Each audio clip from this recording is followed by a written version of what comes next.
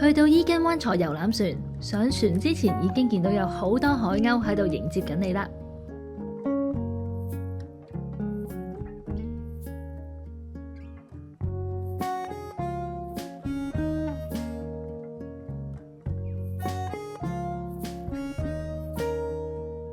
哇！嚟呢度坐呢個嘅遊覽船咧，拎住班蝦條嘅時候咧，已經有好多同伴咧，哇！咬我隻手啊！哎啊！佢真係會咬。啊！呢度。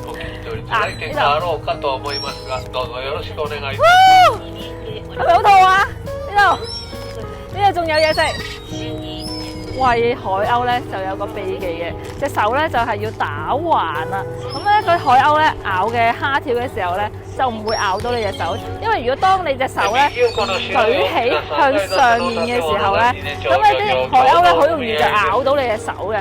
而咬到你手嘅時候咧，就同即係千祈上面有勁多，你隻腳真係踩到喎，飛過嚟。嗱，有冇人想食？有人想食嘅就過嚟啦。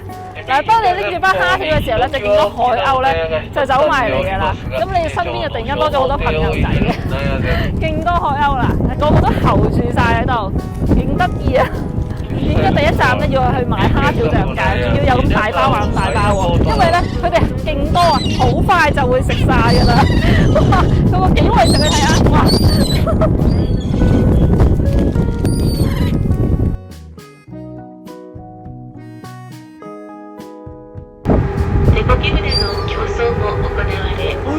喂，鷹啊，有鷹啊，鷹嚟咗啫！我哋依家嚟到嘅伊根丁州屋啊，呢度見到一排嘅州屋咧喺後面啊，咁啊圍住呢度嘅。咁啊呢一排伊根丁州屋咧，其實已經有1700幾年歷史噶啦。